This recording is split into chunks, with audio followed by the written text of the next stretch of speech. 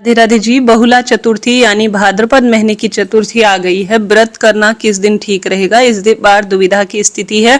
दो व्रत एक साथ हो रहे हैं तो ध्यान से सुनिएगा, सही दिन ही आप व्रत को चुनिएगा। साथ ही आप वीडियो में जानेंगे कि इस बार क्या हम चौथ व्रत नया शुरू कर सकते हैं। ध्यान से सुनिए। जैसे कि आप सभी जानते होंगे, यह कृष्ण पक्ष की चतुर्थी है जो कि अपने आप में बहुत बड़ी चौथ मानी जाती है। महिलाएं संतान के लिए, सौभाग्य के लिए इस दिन व्रत करती हैं। और बहुला चतुर्थी व्रत में भगवान गणेश जी के साथ साथ भगवान श्री कृष्ण और गौ माता के पूजन का भी विधान शास्त्र में कहा गया है।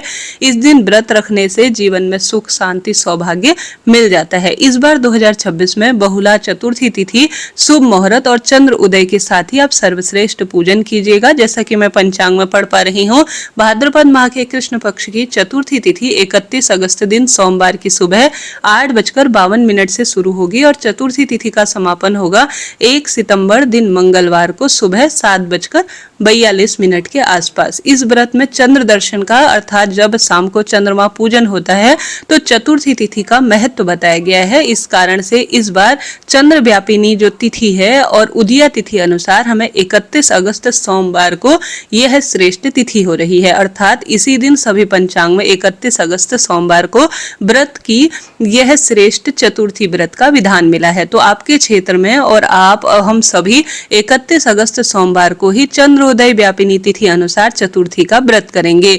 और इसी दिन बहुला चतुर्थी का व्रत करना भी शास्त्र सम्मत होगा।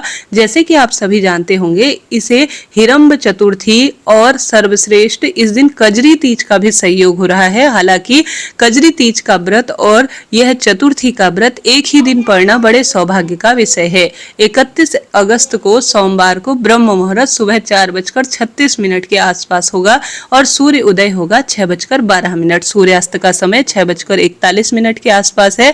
इस दिन उत्तरा भाद्रपद नक्षत्र और रेवती नक्षत्र का संयोग हो रहा है। प्रिय श्रोताजनों, कई लोग राहु काल का त्याग करते हैं, जैसे व्रत, उपवास, पूजा पाठ के दौरान। हालांकि पूजा पाठ में राहु काल नहीं देखना चाहिए, कोई दिक्कत नहीं है, परंतु किसी नए बड़े कार्य की शुरुआत कर रहे हैं तो राहु काल का विचार करें। इस बार राहु काल का जो समय रहेगा सुबह 7:30 से 9 बजे के आसपास तक रहने वाला है। इस दिन विशेष तौर पर आप सभी, जैसे कि प्रश्न आता है कि दीदी क्या हम नया व्रत शुरू कर सकते हैं, तो निश्चित रूप से अगर आप नया व्रत शुरू करना चाहते हैं तो ये साल की जो 4 चतुर्थी होती है ना, जो बड़ी बड़ी चौथ के रूप में जानी जाती है, आप जानते होंगे, उनमें इसका महत्व है। तो आप चाहें तो नया व्रत अभी शुरू कर सकते हैं, कोई दिक्कत नहीं। पुत्र की कामना, सौभाग्य के लिए नया व्रत शुरू करने में कोई दोष नहीं है। अभी न तो खरमास है, न मलमास है, न गुरु शुक्र तारा अस्त है। तो ऐसी स्थिति में इस चतुर्थी का आप जिस भी संकल्प के तहत व्रत करना चाहें आप निश्चित रूप से कर सकते हैं।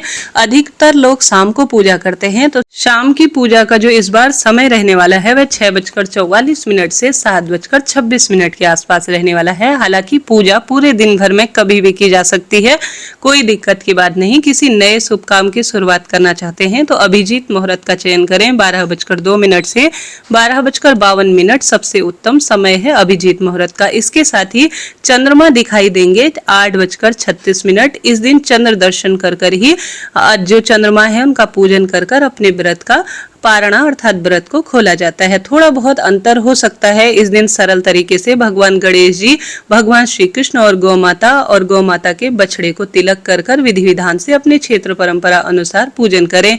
साथ ही चंद्र देवता को पूजन इत्यादि जरूर करें। इस दिन गौ माता की पूजा, परिक्रमा करने से हारी बीमारी दूर होती है।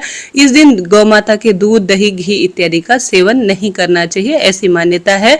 हालांकि भैंस इत्यादि का दूध आप पी सकते हैं, परंतु गेहूं और चावल सेवन करने का भी इस दिन मनाही होती है। इस दिन बाजरा या ज्वार से बने सात्विक भोजन को ही आप प्रयोग में लीजिएगा। इस तरह से जानकारी थी। जल्द ही पूजा विधि, उपाय इत्यादि की वीडियो इसी चैनल पर आएगी, आप सब्सक्राइब कीजिएगा और कमेंट्स में राधे राधे लिखें और कहां से देख रहे हैं यह भी जरूर ही बताइएगा जी।